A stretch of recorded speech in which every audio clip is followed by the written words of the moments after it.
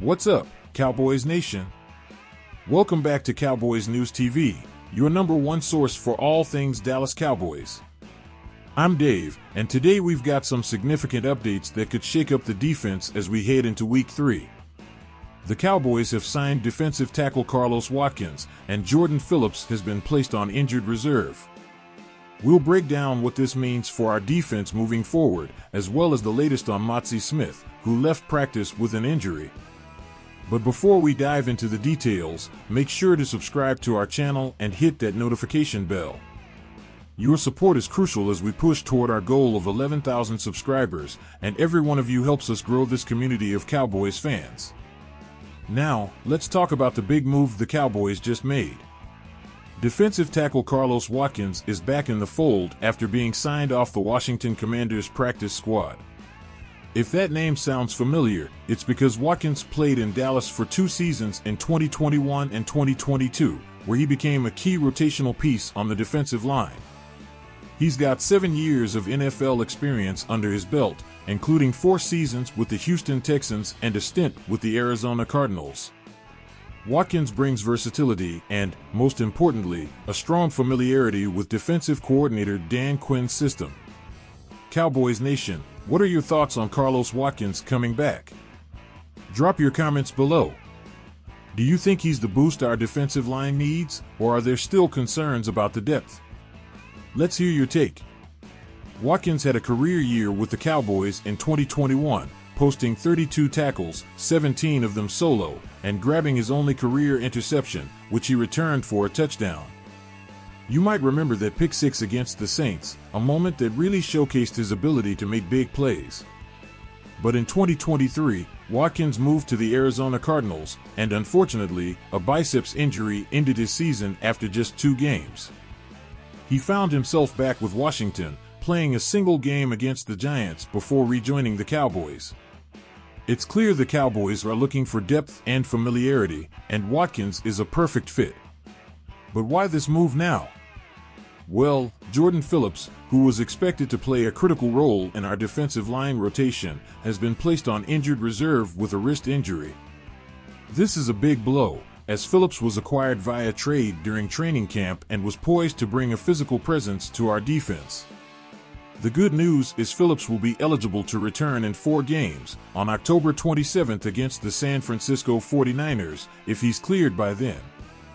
But until we get more clarity on the severity of his injury, it's hard to say how much time Phillips will miss. Cowboys fans, do you think losing Phillips for at least 4 weeks will cause major disruptions in the defense? Or are you confident Watkins can step right in and keep things stable? Let us know your thoughts, and while you're at it, vote in our poll on how the Cowboys should handle this injury moving forward. While we're on the topic of injuries, another major concern just hit the Cowboys' defensive line, this time involving Mazi Smith, our first-round draft pick.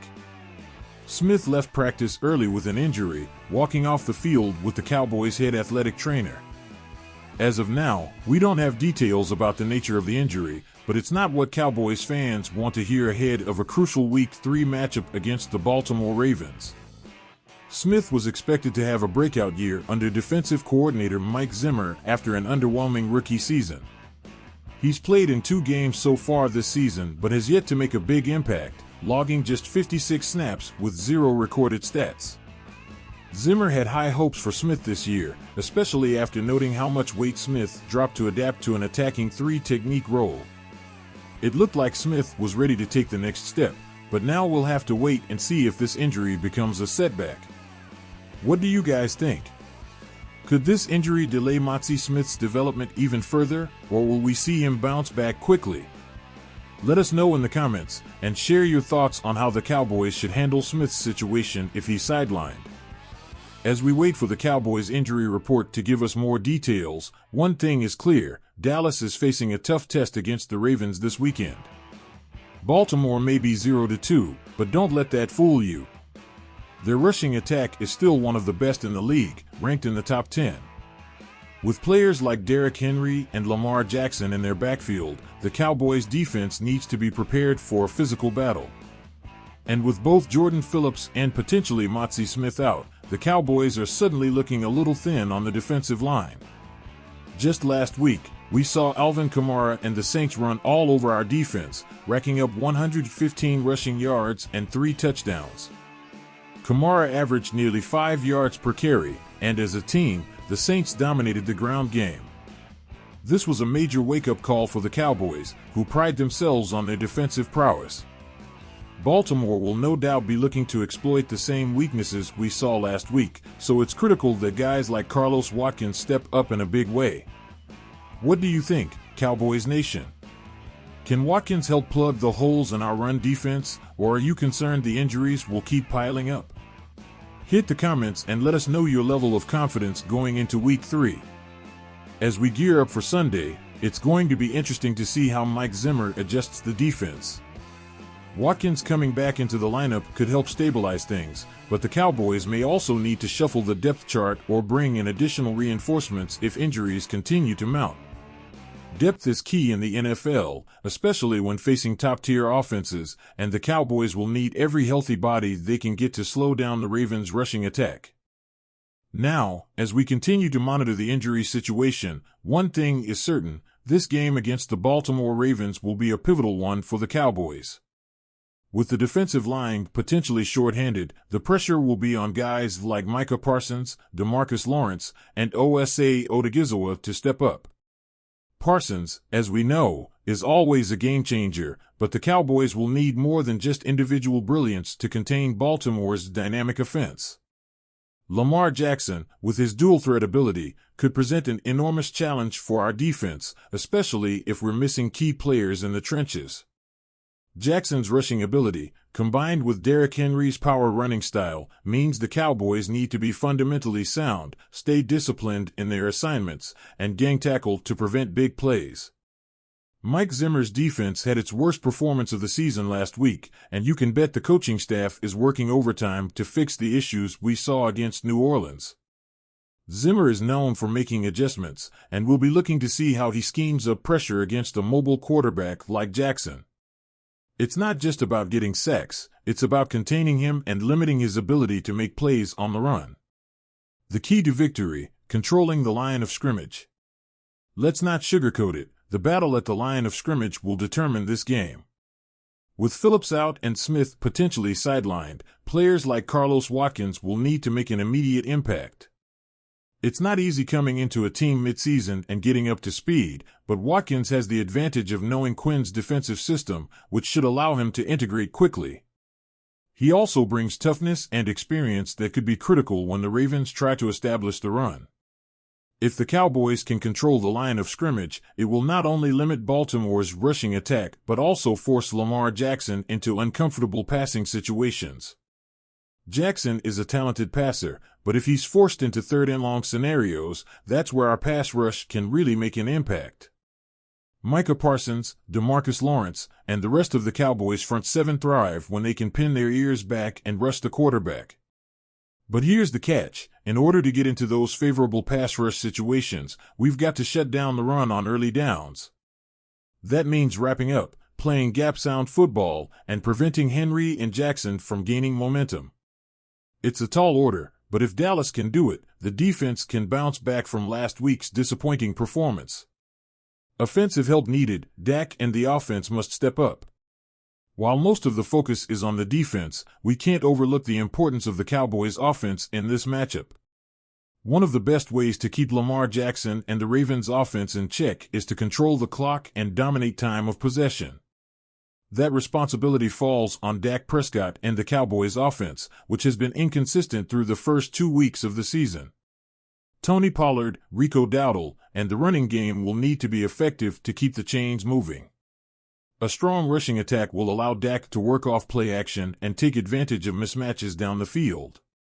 CeeDee Lamb, Brandon Cooks, and Michael Gallup are all dangerous weapons, but for the offense to thrive, it starts with establishing the run and protecting the football. Cowboys fans, how do you feel about the offense heading into this matchup? Do you think we'll see Dak Prescott and the crew take a step forward, or is there still some concern about consistency? Let us know in the comments below. What to expect from the Ravens' defense? On the other side of the ball, Baltimore's defense has shown flashes of dominance despite their 0-2 record. They've been stingy against the run, and their front seven is physical, which means the Cowboys' offensive line will need to be on point. Keep an eye on the matchup between Tyron Smith and Ravens defensive end Oday Owa, as this could be one of the key battles that shapes the game.